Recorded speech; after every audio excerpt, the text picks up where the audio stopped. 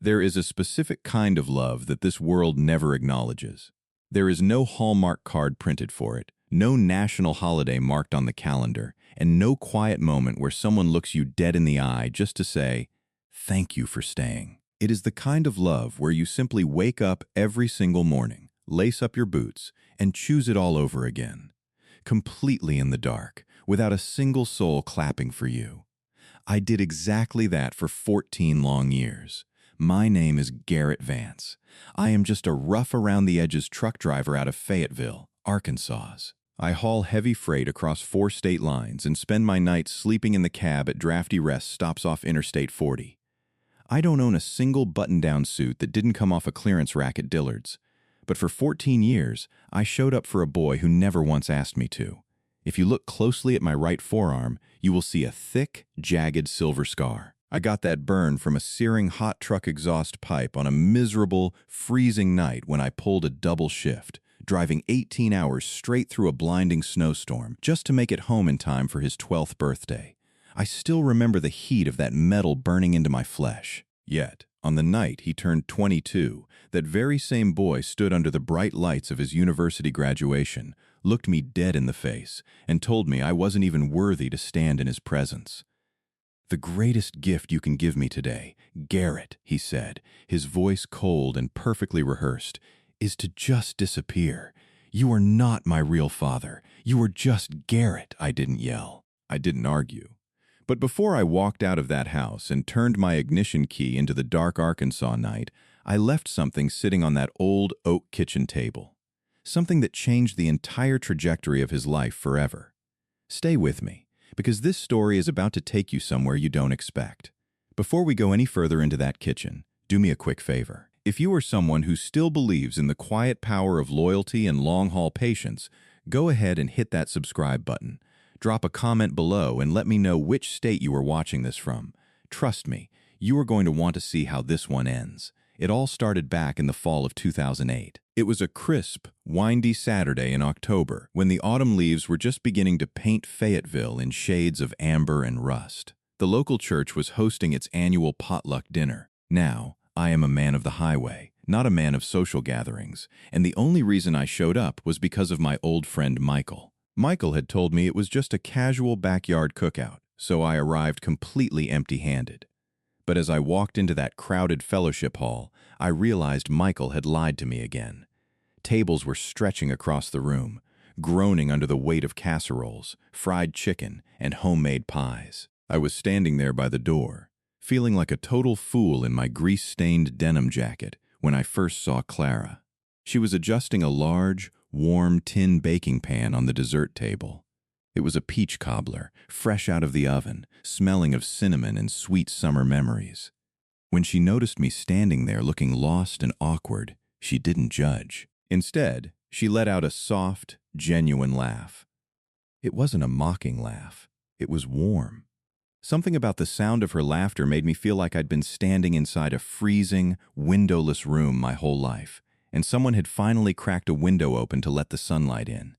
That afternoon, over a paper plate of her peach cobbler, the barren landscape of my bachelor life began to shift. By our second date, we were sitting at a quiet corner booth in a small diner off College Avenue. The neon sign outside was flickering, and the smell of strong black coffee filled the air. Clara set her porcelain mug down very slowly, smoothing her hands over her lap like she was preparing to diffuse something fragile. She looked across the table, her eyes suddenly turning serious. "I have a son," she said quietly. "He's 8 years old. His name is Ethan. His biological father, Braden, packed up his things and walked out on us 3 years ago. He lives in Dallas now, but his absence still casts a very long shadow in our house." I didn't flinch. I just nodded, took a sip of my coffee, and told her, "That just means you have a son, Clara. I heard you the first time, and I'm still sitting right here." A week later, I walked into her small frame house on the edge of town for the very first time. The air in that living room felt heavy, almost suffocating, with a quiet tension I couldn't quite name. As I stepped through the foyer, my eyes caught a glimpse of the decor. There were family photographs placed on the mantel and the side tables, but as I looked closer, I noticed something strange. Old pictures of Braden hadn't been completely thrown away or destroyed. Instead, they were awkwardly, clumsily hidden behind tall glass flower vases and decorative ceramic bowls. You could still see the edge of his shoulder, the side of his face peeking out from behind the artificial roses. It was a clumsy attempt at erasure, a visual proof that the ghost of the man who left was still policing the hallways, keeping the household on a permanent state of high alert. The past was alive in that house, and it was a heavy burden for anyone to carry. That was the day I officially met Ethan. He was small for an 8-year-old, carrying his mother's deep, expressive eyes but burdened with his biological father's stubborn, rigid jawline. When Clara introduced us, he didn't run away, and he didn't smile. He walked up to me like a little old man, extended a small, rigid hand, and shook my hand firmly while looking me dead in the eye. He didn't say a word. As soon as the handshake was over, he turned on his heel and walked straight back to his bedroom, closing the door quietly behind him. He didn't shout. He didn't protest. He just retreated. I stood there, looking at that closed wooden door, and I understood completely.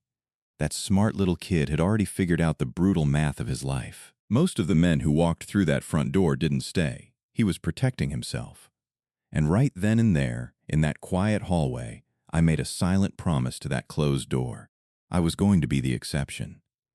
In the spring of 2010, Clara and I had a simple, quiet wedding. Ethan was 10 years old by then. He stood at the very end of the church aisle wearing a brand new little navy suit. Throughout the entire ceremony and the reception that followed, he refused to smile for a single photograph. His face was a mask of pure defiance. Honestly, I respected him for it. He wasn't pretending to be happy just to make the adults comfortable. Most grown men I meet on the highway spend their whole lives wearing fake smiles and pretending to be something they aren't. This 10-year-old kid already had more backbone than half the truck drivers I knew.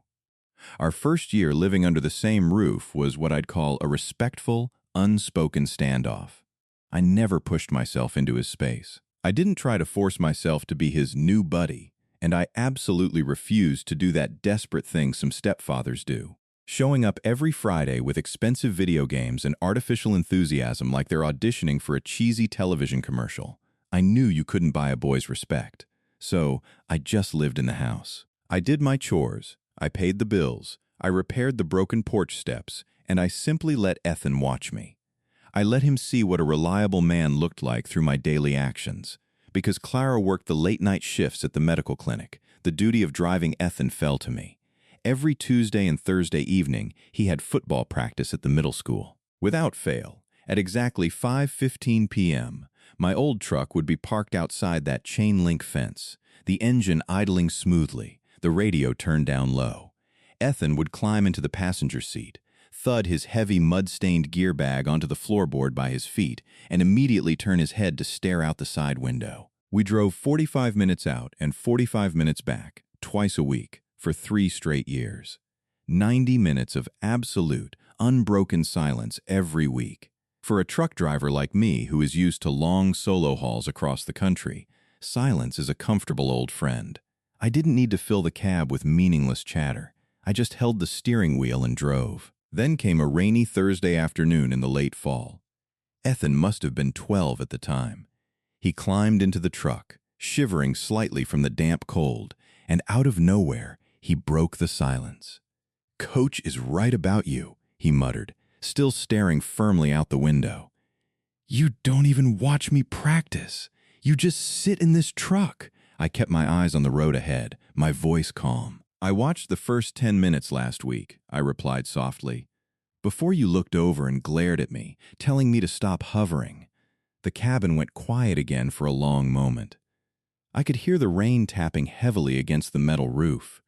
Then, in a voice so low I almost missed it, he said, "Well, you can watch the whole thing if you want to.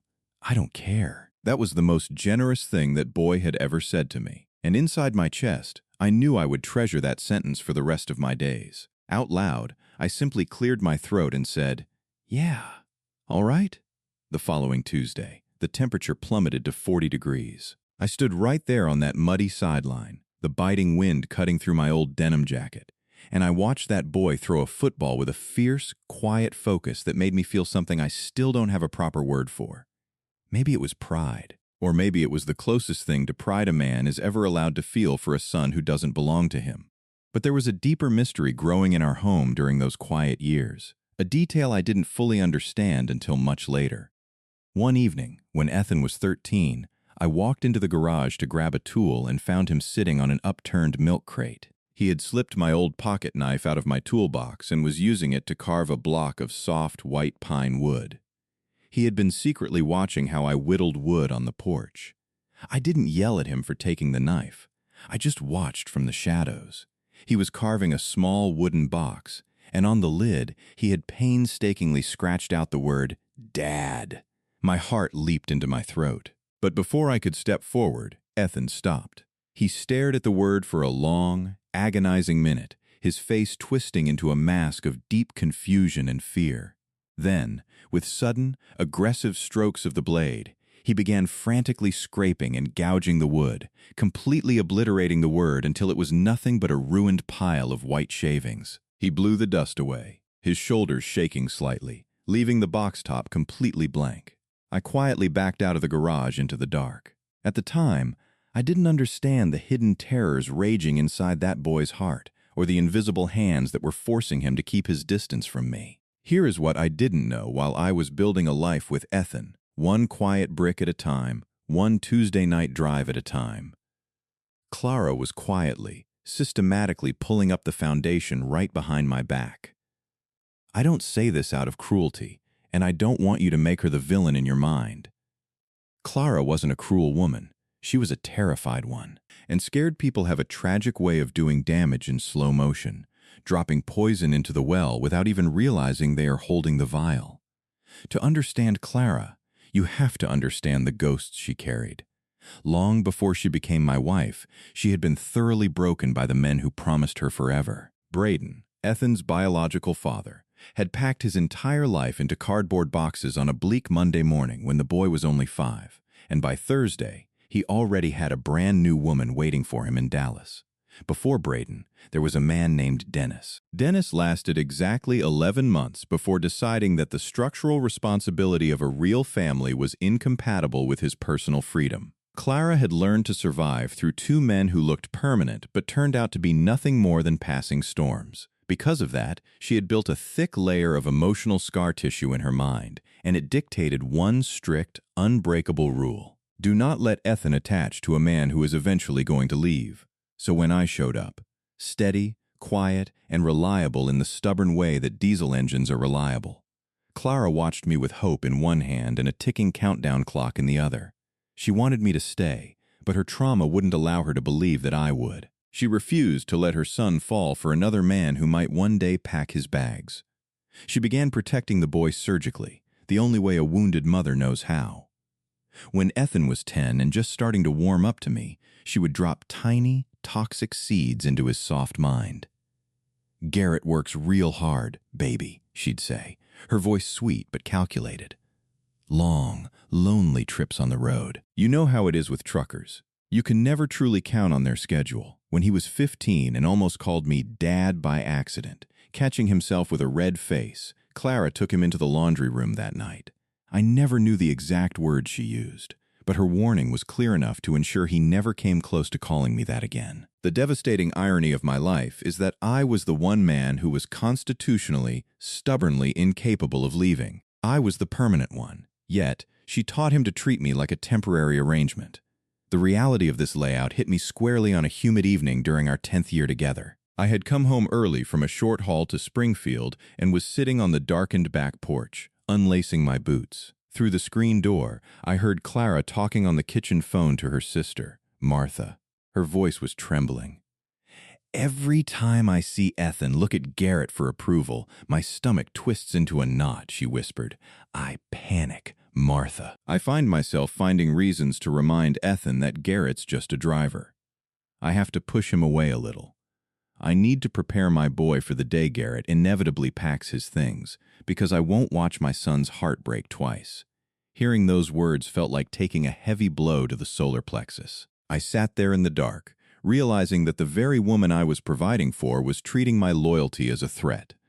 By June, the Arkansas heat begins to settle over Fayetteville like a heavy, suffocating blanket. It was a Saturday morning, with a clear sky stretched out over Bud Walton Arena. Ethan was 22, graduating at the top of his pre-law class at the University of Arkansas. He looked like a man who had completely figured out the dimensions of his own future. Braden had flown in from Dallas for the ceremony and the expensive steak dinner afterward. It was his first time back in Fayetteville in 2 long years, because Braden's schedule was apparently too crowded for his son's ordinary life, but perfectly open for a graduation dinner where he could pose for photographs being the proud father. Ethan was absolutely electric all afternoon, laughing, adjusting his clothes, and checking his phone every 12 minutes for his father's flight updates. The energy in the house was vibrant, the kind that only happens when someone's favorite person is coming home. And I was very clearly a ghost in my own house. I stayed in the kitchen before we left, wiping down the counters and tidying up the chairs, just trying to remain useful the way I always had. My clearance rack Dillard suit coat was hanging by the back door. Tucked securely inside the breast pocket was a thick white envelope containing the culmination of 3 years of grueling overtime runs, missed holidays, and every ounce of my sweat. I was planning to hand it to him after the ceremony. I heard his polished dress shoes coming down the stairs behind me. I turned around, a genuine smile forming on my face, ready to tell him how incredibly proud I was of his hard work. "Garrett," he said. He spoke my name with that flat, familiar distance he had practiced for over a decade. He was standing there, looking sharp and professional, but he was struggling with his tie. It was a silk, slate-gray tie, the exact one I had bought him from the department store downtown just the week before because I knew he didn't have one that matched his blazer.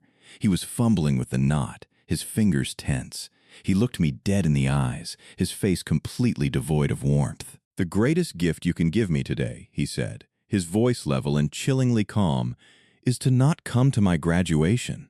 The kitchen went dead silent, save for the hum of the refrigerator. "You're not my real dad," he continued, adjusting his posture. "You're just Garrett." The words cut deep, but as he stood there, his hands still awkwardly messing up the knot of the tie I bought him, my old paternal instincts overrode my agony. I didn't say a word. I simply stepped forward. Ethan went rigid, but he didn't pull away.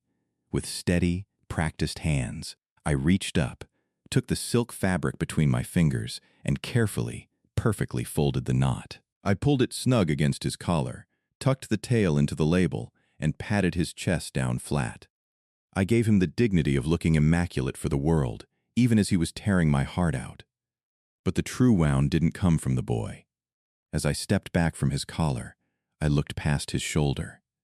Clara was standing at the end of the dark hallway. She had been there the entire time. She had heard every brutal, cold-hearted word that had left her son's mouth.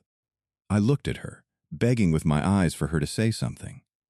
Anything. To validate the 14 years I had given to her home. But she just stood there, completely paralyzed by her own ancient fears. She looked at me with an expression that wasn't quite guilt, wasn't quite sorrow, and wasn't brave enough to be either one. She held my gaze for 2 agonizing seconds. Then she silently turned her back on me, walked up to Ethan, and followed him out the front door without making a sound.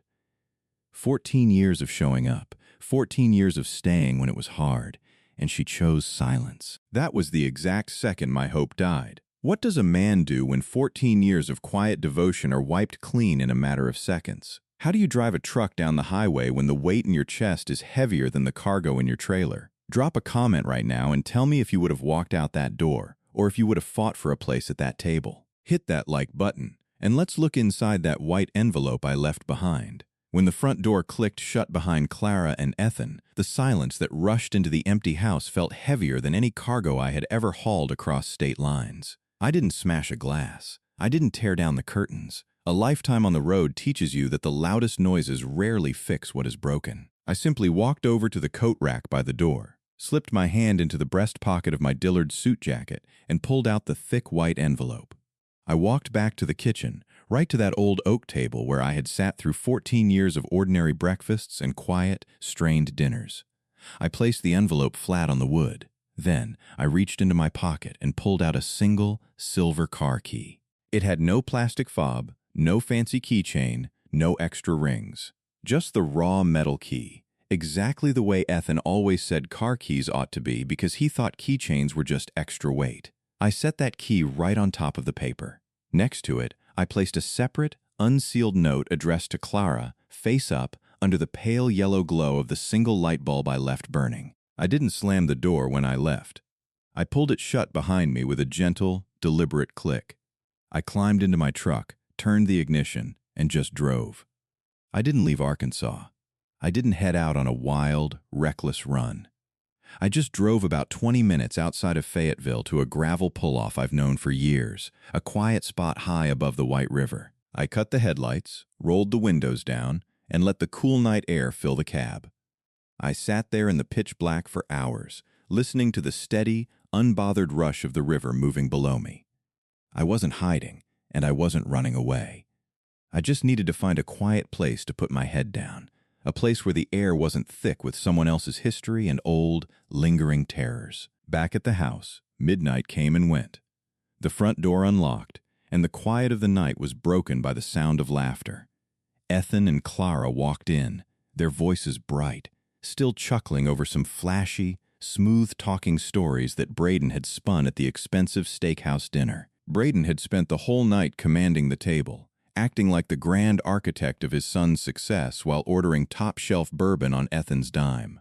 Ethan flipped on the kitchen light, the laughter still warm on his face, but the words died in his throat the moment his eyes hit the table. The house was empty, missing the specific, solid weight of the man who usually occupied it. Garrett wasn't there. There was only the key, the white envelope, and the letters resting beneath the lonely bulb.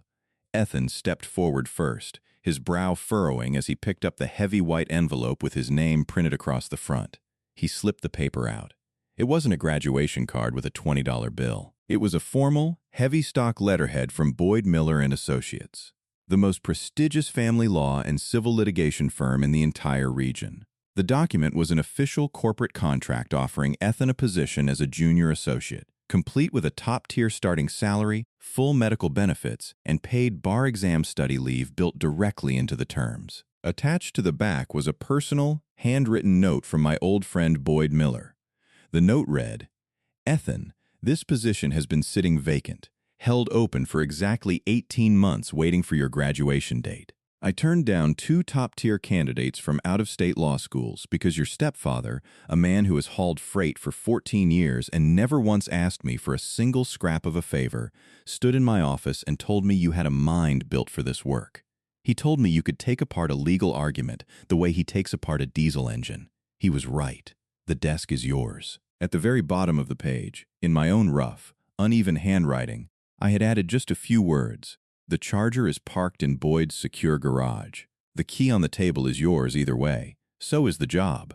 I've transferred my personal recommendation to Boyd directly, so you don't owe me a thing. He will treat you exactly as your hard work deserves. Drive safe, Ethan." Ethan stared at the contract, his hands beginning to tremble slightly as the brutal, overwhelming math of those numbers began to settle into his mind. This wasn't a sudden stroke of luck. It was the result of 3 long years of his stepfather picking up grueling midnight shifts through Memphis, eating stale vending machine sandwiches in freezing truck stops, and saying no to the fishing trips he desperately wanted to take.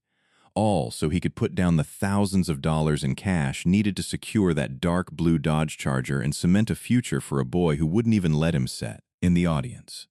But the night had one more truth to deliver, a bitter dose of reality that arrived before Ethan could even process the gift.